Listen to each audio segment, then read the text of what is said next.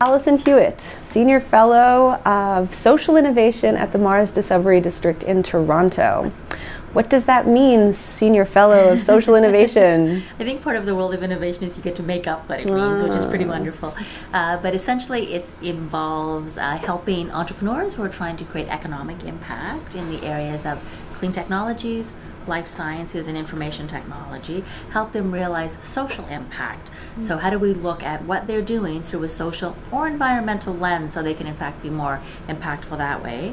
And it also means being part of larger networks and ecosystems that encourage Canada ultimately to be more resilient through new approaches to tackling complex challenges. Wow, sounds like a wonderful job. It's fun, yeah. So I want to ask you a few questions about the different themes that our MOOC is covering, but before that, I would like to just ask a few personal questions about why you are attracted to the space, the plural sector, as Henry refers to it. And maybe if you could take us back to sort of the journey you've been on personally and professionally, and any kind of important moments that have helped you pivot and brought you to today. Sure. Okay, I'm old, so it's a long story, so tell me when to stop. So I was born in Belfast in Northern Ireland, and so I was an immigrant kid. And that's always, I think, important. So I came to Canada in '68, in Centennial year, and came to Montreal. No, actually, must have been '67. We came early to see my dad, who was here first. Then we went back and moved here officially in '68. So I love Canada. I feel like I really had a wonderful opportunity here. And I went to school, grew up in Ottawa mostly, did the very relevant degree in criminology at first, and then, which I think is actually, it's interesting because I was always more attracted to the victim side of things than the criminal side of things, and realizing that actually many criminals were in fact victims because that's how their life progressed. So really it was pretty clear that the world was anything but black and white. It was made up of tons of grays, and it's an important life lesson. Then I studied law. And then I studied public affairs at Algonquin College, and then I moved to Toronto and did voluntary sector management at York University, and then organizational development at University of Toronto. So always worked and did fun stuff like that. But when I was studying law, this is when they were changing the law from rape to sexual assault. And so started to volunteer at a rape crisis center to find out how would this impact women on the ground. And found out that you could work in the law for a very long time, or you could say to a woman, you know, that wasn't your fault, right? And her world would change profoundly. And was really attracted to that. So I ended up being one of the coordinators there, and got burnt out like you wouldn't believe that you can expect. I don't know how anybody does that job for a lifetime, because it's really difficult when you're empathetic and when you care so much, and it was hard. So then I moved to Toronto and worked as a volunteer administrator and lots of different programs in different shelters. And then at the ripe old age of 27, I was an executive director of a youth shelter where the kids were 16 to 24. Oh, wow. So I had 3 years on them. But it was a great experience, and you have to do everything, right? You have to do absolutely everything. You know, take the knife from the kid in the fight, do the dishes, do a grant application, lobby on the Hill. So I learned a lot. And then I had an opportunity to work for an organization called Community Information Toronto, which is providing access mostly to new Canadians, but anybody who doesn't know where to go.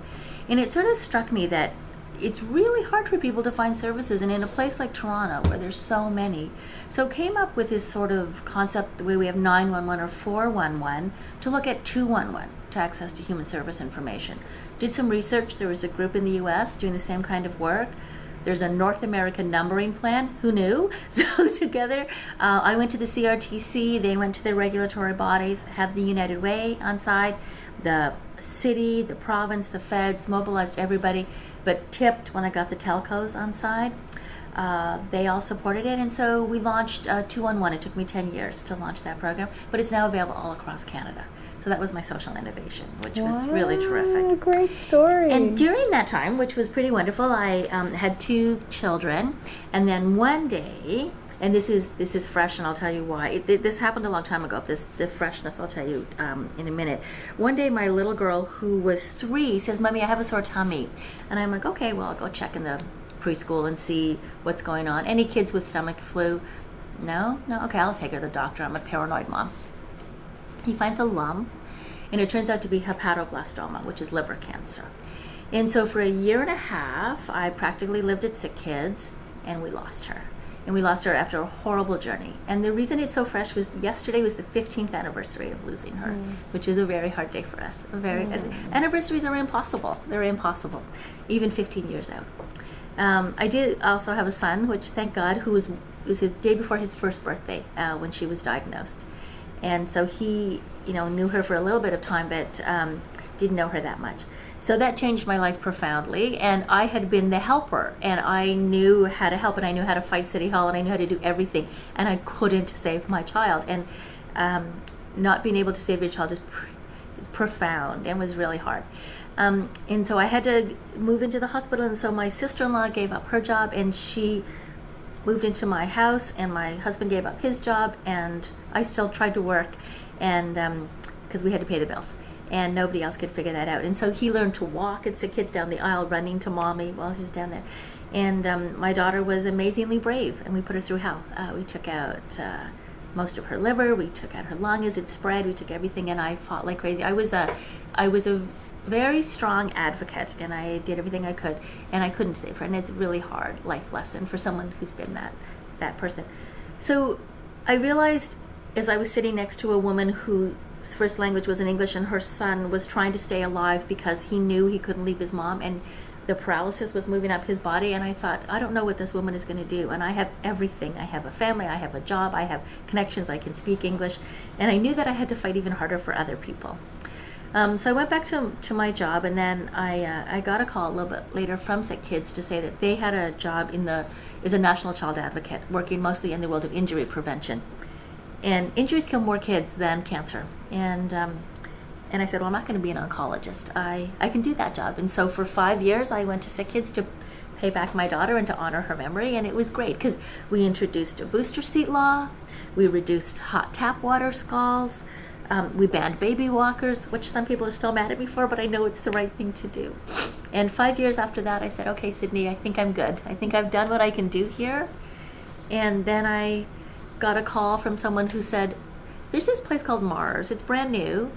And the McConnell Foundation wants to encourage them to do social impact alongside their economic impact. And what do you think? You want to come in and talk to them?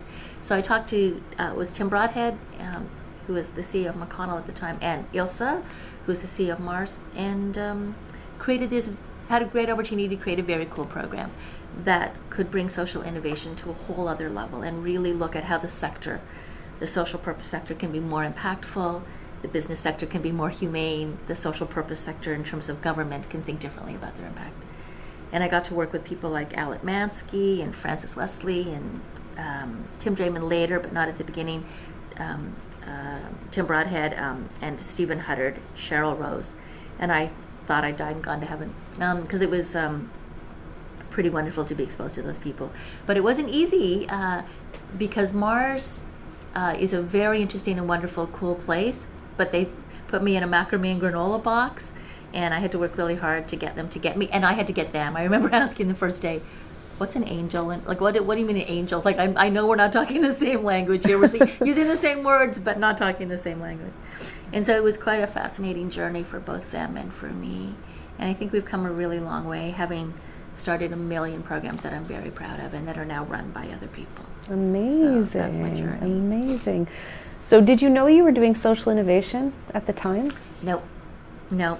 So if I go back even to the shelter, we kept the lights on because I found out there was a pizza training school, and I called them up and I said, what do you do with you can't eat all those pizzas. They go, no, we throw them out. Oh. So made a deal that every Friday they would bring the pizzas to the shelter, and like that kind of small innovation stuff kept the doors open. And I thought that's what the sector's all about. That's how the sector survives. The pluralist sector survives. It's got to do these creative, wonderful, innovative things. But when I got to the 2-in-1 stuff, looking back on that, I thought that was really innovative because it changed how we access services. And from a systems point of view, that was pretty profound. But I absolutely did not have the language. Yeah. Right, so one of the things that we talk a lot about in our MOOC is the importance of learning as a way of looping back. You get new information, it feeds your flow of how you do work, how you organize yourself, how you co-create and design this prototype that eventually turns into something, and that it's not a linear progression. So you have experience with that. Are there any other groups that you've watched where you have a really interesting story about how they started one way and they had a moment and then they turn things Yeah. around? Well, I think even the SIG initiative is a very interesting one. So the SIG initiative was University of Waterloo. It was a funder, McConnell. It was Mars, this odd thing, and it was Al Atmansky at Plan, but he was sort of doing part Plan, part art, so practitioner node. And these are four really interesting nodes that are completely different in terms of culture, like profoundly different. And the process of that group, as they tried to create this culture of continuous social innovation in Canada, well, what on earth does that mean? What does that mean? And how does one do that? Yeah.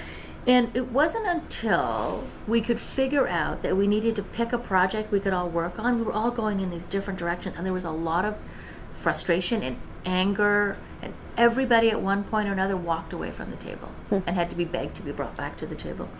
So we decided to work on social finance. And we created this Canadian task force on social finance based on some of the stuff in the UK.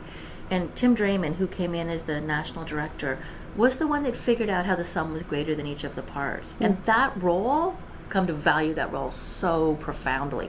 Whose job, who's intentionally looking at those linkages? Who is not worried about keeping the lights on? Right? Who is actually funded and supported to see these kind of linkages, to build on leverages, to say, wait a minute, you guys, here's something very cool that we can do together, building on each of our skills. We couldn't do it alone, even at that level. So that, I think, was a very, very interesting initiative, and ended up doing terrific stuff, because now, we have tons of work that's happened in the world of impact investing. Canada's right there as part of the G7. We're doing so much that I think has really moved the needle on that whole issue, and I don't think we could have done it without SIG. So I'm really interested in coming back to the whole resourcing and impact investing question, but if we talk a little bit about co-creating, which is a theme that we spend some time on in the MOOC, the idea of bringing people together, working on a project, and finding affinities, collective intelligence, whatever words you want to use, to like a group that really is high functioning. And then the additional layer of stakeholders that are external to that group, bringing them on board as partners. So co-creating the kind of change you want to see. Do you have any best practices, things that you've lived, things that you've witnessed, where groups really function well together and how they do it? So when I think about the co-creating work that I've been a part of, I think those that succeed are those that have a very clearly defined user at the center. I've been a part of a bazillion networks, as I'm sure you have been, and everybody that's watching us has been. And a lot of it is talk, and a lot of it is who else needs to be at the table, and then you have the same conversations over and over again as you interject and bring new people in. But if we don't have something where there's a need or a momentum or movement or something that drives us and keeps us focused on what we're focused on, and for me that's often the end user or the person who's going to be ultimate beneficiary of this work, I think that really helps in any kind of co-creation, because it gets you out of your head, and it's not just what you can do or what you contribute or how your agency is going to bring in more funding, because I'm not doing those anymore. I'm done with it. It's really, how are we providing this benefit to society or whatever we're defining the end user as? So I think something that really keeps your focus on that is super critical. And how do you keep your own personal engagement and batteries charged, and how do you sort of, because there are tough days too, right? Most. I go home with a headache. It's too many smart people around me. But I get energized from young people particularly, or people who are thinking differently. And what I've really been privileged to tap into is that I don't know anybody who doesn't want to do good better. Right. And so saying, oh, well, here's what I learned from this group in this space, or gathering and reading all this cool stuff, but then making it accessible and available to people who don't have time to read, and they go, yeah. So not only do they want to do good better, they want to be a part of something bigger than themselves. And so creating the opportunity to bring people into that is amazingly energizing. In the moment, I go home and sleep like crazy, but in the moment, the energy is astounding. Right. And then things like, events like the Skoll World Forum that we've had a chance to go to, sitting back and learning from the best of the best, and just sitting in that and letting it roll over you is also amazingly energizing. But I always commit to bringing that back, because it's no good if it just sits in me. I don't want to be that. I want to be the flow-through kind of vessel, not the holder. I profoundly believe that knowledge is about what you can do for other people, not what you have in yourself. That's a really small part of the So what are you equation. noticing about the younger generation? Because I know that you bring in a lot of interns in the work that you do, and you're training a younger generation of social entrepreneurs. So I'm asking the question on behalf of anybody in an older generation watching the MOOC to understand the millennials better. What do they need to know about the millennials in terms of values and work ethic? I just think that really they've got a bad rap, and I don't get it. I don't get why they've got a bad rap, because I just find the level of experience that people are bringing, because they think as global citizens, right? So we were brought up in one country, maybe two, maybe three if you're lucky. But people have, volunteered here or worked there or done whatever, or they have connections because of the internet that just enables them to think completely differently. I would say I run into lots of people who would cold call the Queen if they could get through, or the Pope, or pick whoever you want. They just have no fear, and well, I'm just gonna message them on Twitter or do whatever. And there's an accessibility now which is profound. The digital native, that digital literacy is profound. But the most important thing is that people don't say, I want to make money and give back later in life. They actually want to work and live their values. And that is a profound difference. So I was told I had to make a choice, go to law, yes, you can go make money, or do this rape crisis thing, which people thought I was absolutely crazy, but I was compelled to that, but I made a choice because they didn't pay me hardly anything, right? Yeah. Terrible. And I worked really hard for a really long time making no money. And that's nonsense. I can make a business out of that, because here's a business opportunity that also does good. Like, they reject this bifurcated world, and that makes me very happy.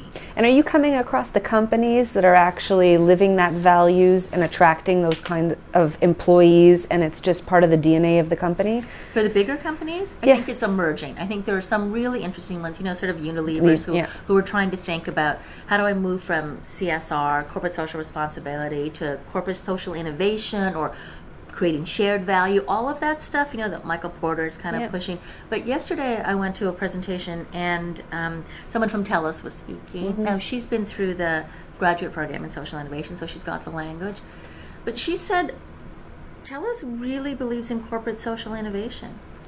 That's unusual language for a corporation, right? Like, embracing that and talking about, they will not just write a check, they want deep partnerships that leverages their employees and their expertise.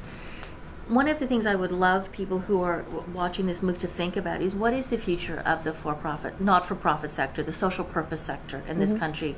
Because I think going to a corporation, ask them to write a check, those days are waning. And they've really got to figure out a way to partner that comes from a position of strength, right?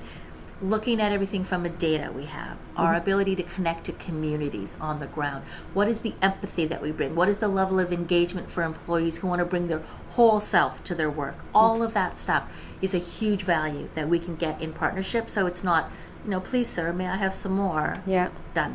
And the smaller and medium-sized businesses, especially that are in the B Corp realm, what are you seeing there? So I think I see more and more corporations who are basically saying, I can't create things the same way I always did, because I have, kids, or I'm exposed to others, and the way that we were going forever is actually not working. So can I think about, what am I doing along my supply chain with my employees, with my own packaging, et cetera, et cetera, et cetera, that actually says, well, wait a minute, I'm not just the best in the world, but as the B Corp folks say, the best for the world. And bringing those two things together just makes sense. Again, we're rejecting some of that. So are you hopeful? I'm very hopeful. I am profoundly hopeful if we can get out of the way. And one of the things I'm really interested in, and one of the deep projects I'm in right now, is an intergenerational initiative. And the thing that I love about that is, like, how do we reinvent retirement? Because someone I can't imagine sitting on a beach. Maybe for a few days. Especially after this winter. Maybe a few days. But not forever. Like, if you say, okay, now here you are, now you're going to cross over this line, and that's it for you, and maybe you can do some volunteer work, it's not who I am. I think I have a lot to contribute. And I think that, younger folks who are coming in, who only stay in jobs for a shorter period of time, are looking for deep, meaningful mentorship. And in the middle, we could create something fabulous. We could create a really cool intergenerational opportunity. Could be a consulting gig, could be many things. Ultimately, I think it could be a cool problem-solving think and do tank. That we can really play in.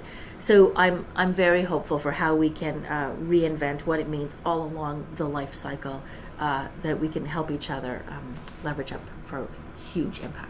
Wow. On the personal level as well as what we can do for the world, because it's a whole self kind of exercising. Yeah, I'm glad you brought up the word personal, because I want to loop back to something that you said just 2 minutes ago and ask just another follow-up question. You said that you had to make the decision between the law and the Rape Crisis Center. Where did you draw from to make that decision? What ultimately compelled you? The reason I ask is that I still have students, even though the millennials see less of the bifurcation, still feel somewhere in the back of their minds that they will not be able to have a mortgage and raise a family if they are working in the plural sector. Yeah, it is a great question. And I just don't think I had a choice. Like, it didn't even seem to me to have a choice. Seriously, you sit in front of this woman and you do that often enough and you're like, I'm powerful. There's something there that's really quite rewarding. And I guess I was resigned to not own a home, and I was, I thought I would figure it out. I don't have huge aspirations. I'm not I need a big home and I need that. And, I was able to pay off my education, but I always worked, always worked. And if there's one thing that sort of growing up in Belfast thing gave me was an incredible work ethic. And so I always knew I would survive on that level. And gotta love the Irish for that. Gotta love them for that, right? Keep them grounded. And I always thought it would be okay. Now, I know lots of other folks have huge student debts that they have to pay off, and so I do think we have to think about social purpose work differently. People should be able to earn really good money, which is why I think they're thinking about entrepreneurship and social entrepreneurship, because they have convictions that they can make money, find the business case while doing good. So I can't wait. Okay, so bringing it to social enterprise and entrepreneurship, I'm going to ask you a couple questions about scaling. Yeah. What do you think are the core ingredients for an enterprise, whether it's for-profit or non-profit or hybrid, to scale? Why do some scale and others don't? Like, if you comment on the scaling. So I think some people are very happy to stay small and local. We have a lot of SMEs in this country, and that they're huge contributors to the economy, and they're wonderful. And yet I'm completely compelled to say, if something is working really brilliantly in a small pocket in rural Quebec, how come someone in rural Saskatchewan doesn't know about it? So for me, the part of the whole, how do we share that knowledge, how do we translate that knowledge, is a huge part of the work that someone like me needs to be doing, needs to be thinking about differently, because we're reinventing all the time. There's also tons of challenges, right? Like groups like Pathways to Education, which work terrific in an urban Toronto community with lots of immigrants who brought their kids here to have a better life. And you try to import that into an Aboriginal community who's got a whole different life experience with education in the formal system. Scaling is complicated and challenging and hard. And in the social purpose sector, you're not franchising Tim Hortons. You're doing something profoundly different. So I love the concept of min specs. What are the minimum specifications? How are you understanding the core of what it is? And so you need someone to help you digest that. Working with other communities to own it in a way that works for them, but they've got to take it in the direction that's going to work, because otherwise it just won't scale. So that's a very interesting approach, and I think one of the best practices in scaling. And so when you hear the professionalization of the space, what comes to mind? Is that something that throws you off, or something that you can get behind? So I grew up in the sector when that was a threat. It was seen as a real threat. And I think I've changed. I think I really believe that if we're not in this sector to make an impact, then I'm not interested in keeping the lights on if we're not actually helping people. And we have a pretty old charity regime in this country. We have funding that often does give you money to serve clients that keep coming back. And having been so exposed to the startup world, where 1 in 10 may make it, that it's okay to close, it's okay to fail, because you will reconstitute things. If we don't get to figuring out how we're making an impact, I think the sector will fade away. And there'll always be people who will keep the lights on because they won't take any money, and they'll volunteer forever, and there's always going to be part of that, and that's what makes us the country we are, civil society. Like, I volunteer tons of places, and that's always a part of it. But I'm not afraid of the professionalization the way I was, because I do think it'll help us get to new ways of ultimately helping the folks we're supposed to be helping. So it's been a bit of a transition for me, but I think it's our responsibility.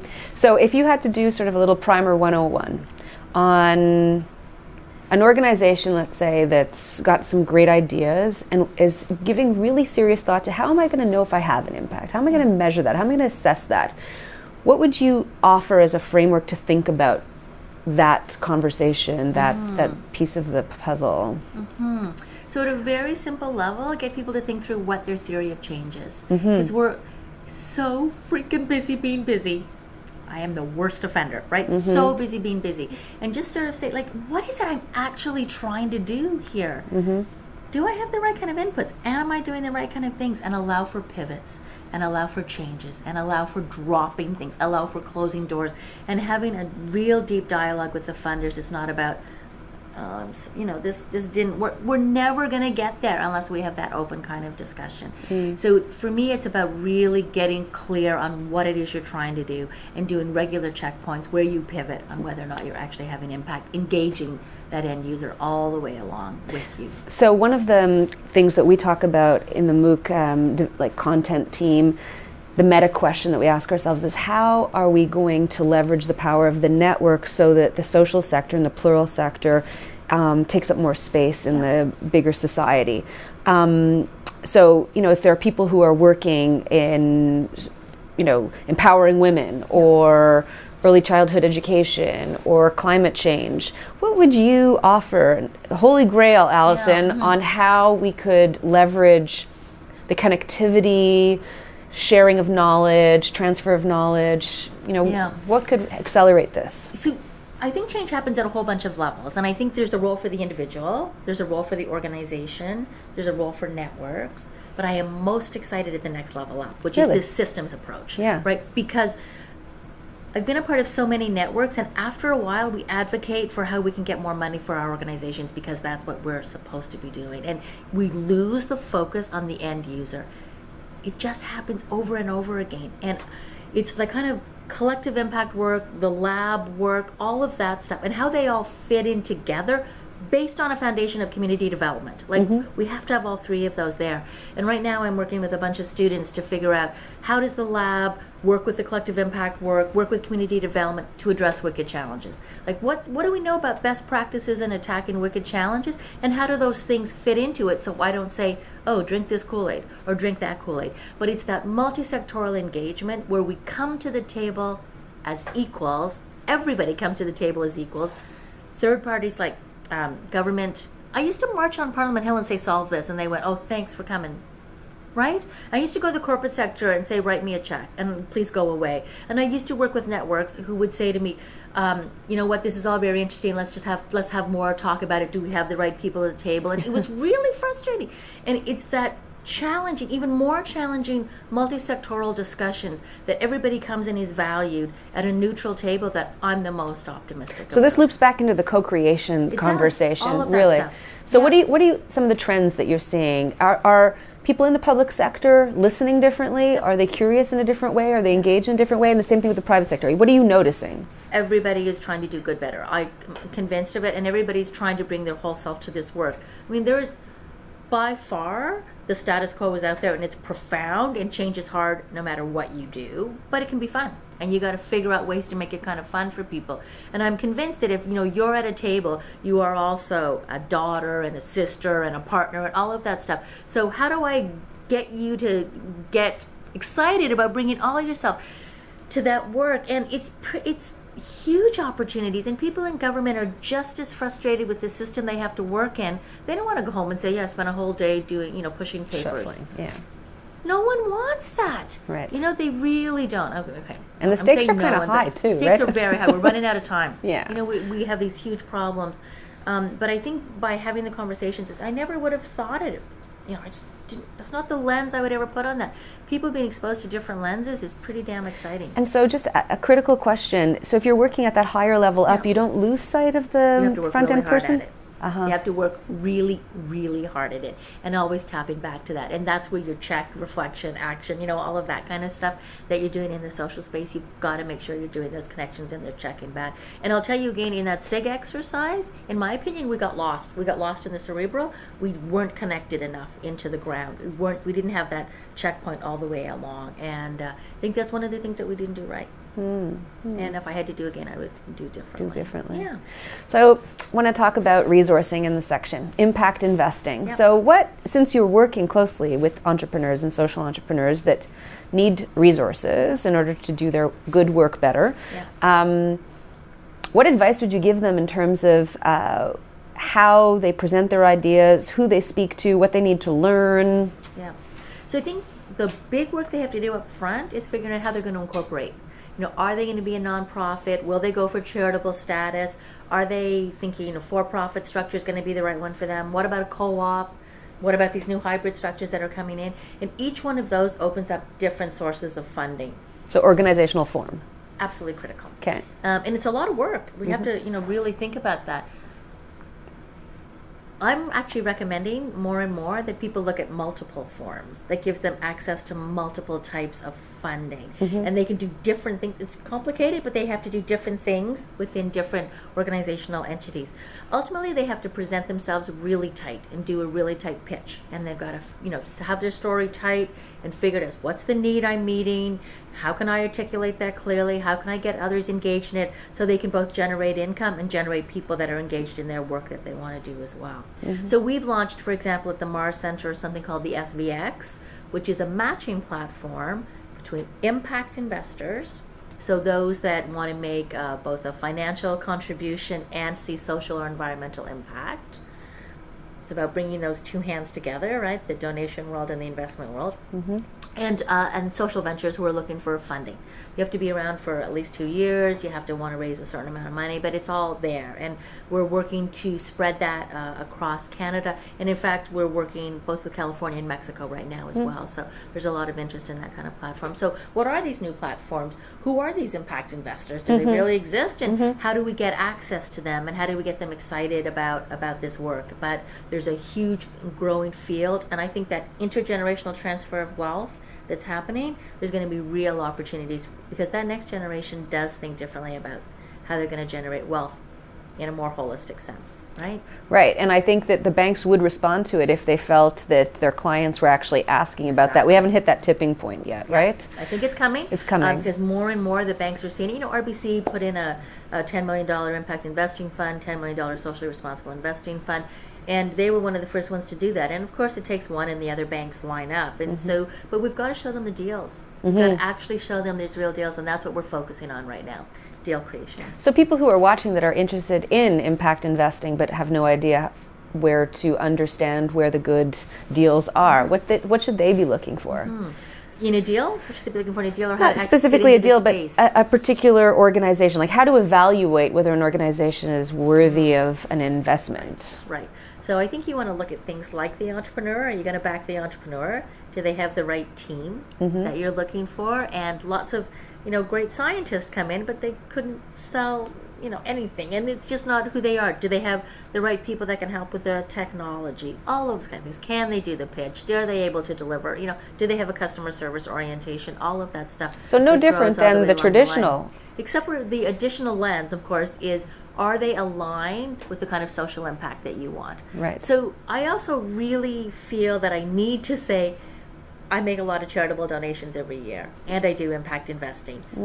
I think we need both, right? So I don't want one to say, I'm not going to make any more charitable donations. I'm only going to focus on impact investing. We need to grow the pie. The whole point of this work is to mobilize more private capital for public good, right? And so a food bank is never going to be revenue generating. So how do I support that? But I'm also really interested in getting upstream and figuring out who's working at sustainable food labs or who's thinking differently about poverty initiatives so the next person and the next person and the next person doesn't have to come to a food bank, and we can actually close those damn things. right? So, yes, even our camera person is responding. We've covered the 5 themes of the MOOC. Since it's such a special opportunity to sit down and chat with you, is there anything that you wanted to share? Maybe you didn't even come in with an agenda, but that has occurred to you that I haven't asked about that you want to talk about? I just don't want to close the interview down without giving you that chance. So I think I really want people, and I have said this several times, but I really want people to have an opportunity to bring their whole self to whatever it does. I'm sick of the bifurcation and the silos, that I have to go to work and put on a hat that's making money for someone else but is against my values, and then go home and volunteer at my kids' soccer league, and then try to fit something in that's about me. Like, if you can bring your whole self to your work, if we can create an environment where you're able to go home at the end of the day feeling I've contributed to the economy and I've contributed to making the world a better place, that ultimately that's my ideal state. That's my dream state. And I don't think my generation was good at doing it, and I'm incredibly hopeful that the next generation will. And of course there will always be profit maximizers, and there'll always be those that just want to do the grassroots volunteering, and I shouldn't have said just, but those that get their passion from that. But it's this really cool blended value space that gives me the most hope, because it's room for creation. And I'm hoping that everybody that's watching or that's considering taking the MOOC has in their mind how they can do that. They don't have to split their life. They can put things together that allows them to be the best they can be for the world, because we really need them. Oh, I got goosebumps. I'm sure that's going to make it into the MOOC. You're a treasure, Allyson. Thank you so much.